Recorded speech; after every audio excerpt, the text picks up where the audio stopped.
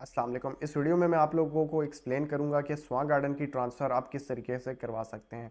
Transfer में आपका घर हो, चाहे प्लॉट, कमर्शियल या रेजिडेंशियल, उसकी ट्रांसफ़र का आप टोटल प्रोसेस इस वीडियो में समझ जाएंगे। तो ट्रांसफ़र के लिए सबसे पहले आपको ट्रांसफर सेट अप्लाई करना होगा और ट्रांसफर सेट अप्लाई करने के लिए आप किसी भी स्टाम्प फरोश के पास जाएंगे। स्टाम्प ऑफिस में जाने के बाद आपके पास अलॉटमेंट लेटर होगा। आपके पास अलॉटमेंट लेटर की डिटेल के अकॉर्डिंगली जो है वो एक ट्रांसफर सेट बनाएगा।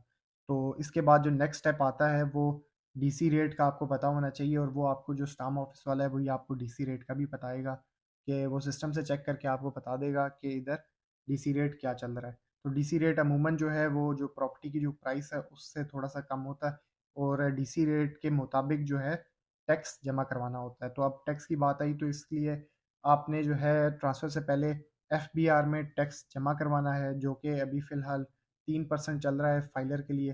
तो फाइलर और नॉन फाइलर का डिफरेंट होता है। तो आपका जो भी फाइलर है, नॉन फाइलर है, उस हिसाब से आप अपना टैक्स क्लियर करेंगे एफबीआर का। और जब एफबीआर का भी आपका वो हो जाएगा क्लियर, तो उसके बाद 1 से 2 दिन लगेंगे, वो आपको जो स्टाम्प ऑफिस वाला है वही आपको जो है ये ट्रांसफर सेट कंप्लीट करके दे देगा। एक दफ़ा आपके पास ट्रांसफर सेट आ गया है, अब वो ट्रांसफर सेट लेके जाएँगे आप सोसाइटी ऑफिस में, और सोसाइटी ऑफिस में वो आप सबमिट करवा देंगे। सोसाइटी ऑफिस में वो आपसे जो है वो आपका ट्रांसफर सेट जो है वो सारा कंप्लीट देखेंगे, चेक करेंगे कि उसमें कोई इश्यू तो नहीं है। जो आपने टैक्स जमा करवाया है उसकी कैलकुलेशन करेंगे कि वो आपके जो एफबीआर के अकॉर्डिंगली ही जमा हुआ है कि नहीं हुआ। वो सारी डिटेल्स एक दफ़ा चेक करके, उसके अलावा जो अलॉटमेंट लेटर है वो ओरिजिनल है, किस बंदे के नाम पर है, वो सारी डिटेल्स एक दफ़ा चेक हो जाएंगी। उसके बाद वो आपको कोई भी दिन दे देंगे। वो दिन हो सकता है कि नेक्स्ट वीक में कोई भी वो डे अपनी मर्ज़ी से दे देंगे।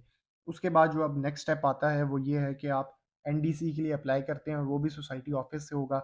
एनडीसी जो है वो नो ड्यूज़ सर्टिफिकेट होता है, और एनडीसी से ही पता चलेगा कि ये जो प्लॉट या फिर जो आप घर आप परचेज़ करने जा रहे हैं या फिर बेचने जा रहे हैं, उसके ऊपर सोसाइटी की तरफ से क्या वाजिबात रहते हैं, क्या ड्यूज़ रहते हैं। तो वो भी सोसाइटी के ट्रांसफ़र से पहले जो है वो सारे कंप्लीट करने होंगे। वो आप सारे के सारे ड्यूज़ क्लियर करेंगे तो आपको जो है एनडीसी इशू हो जाएगा। तो उसके बाद जो नेक्स्ट स्टेप आ जाता है वो सर्वे का होता है, और आपने सर्वे करवाना होता है। वो सर्वे जो है वो सर्वेयर करता है, और वो आके एग्जैक्ट पैमाइश लेता है। अगर तो प्लॉट है तो प्लॉट की वो एग्जैक्ट पैमाइश लेगा कि जो अलॉटमेंट लेटर पर है वही एक्चुअल है।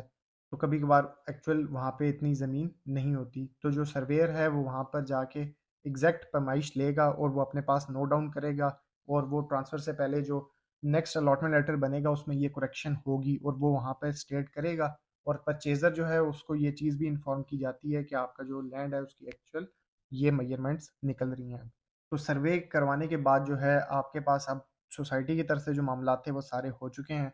इसके बाद अब लास्ट पे आपके पास जो चीज़ें रह जाती हैं उनमें ये है कि आप जो है ट्रांसफ़र के लिए जो ट्रांसफ़र फ़ीस है वो पे ऑर्डर में बनाएँगे, और वो भी आपको सोसाइटी ऑफिस से पता चल जाएगा। सीईसीएचएस के नाम से एक अकाउंट ओपन है, उसके नाम पर आप पे ऑर्डर बनाएँगे, और वो ट्रांसफ़र फ़ीस के मद में जो है वो जमा करवाएँगे आप जो है पे ऑर्डर। उसके बाद जो है आप थोड़े बहुत कैश जो है वो भी लेकर आएँ सोसाइटी ऑफिस ट्रांसफ़र के दिन में, क्योंकि कुछ मेंबरशिप फ़ीस होती है, ग्रेवयार्ड फ़ंड, मस्जिद फ़ंड, ये आपको क्लियर करने होते हैं। तो ये कैश पर होते हैं वहीं पर, तो इसलिए आपके पास थोड़ा बहुत कैश होना चाहिए।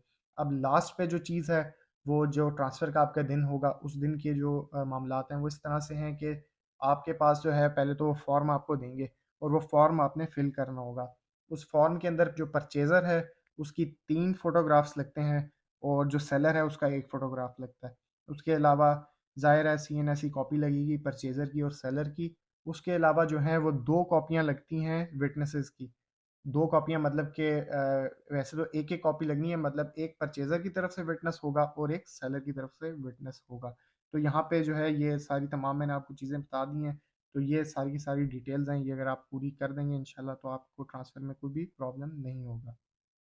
मज़ीद रियल स्टेट की वीडियोज़ देखने के लिए काइंडली हमारे चैनल को सब्सक्राइब करें। शुक्रिया।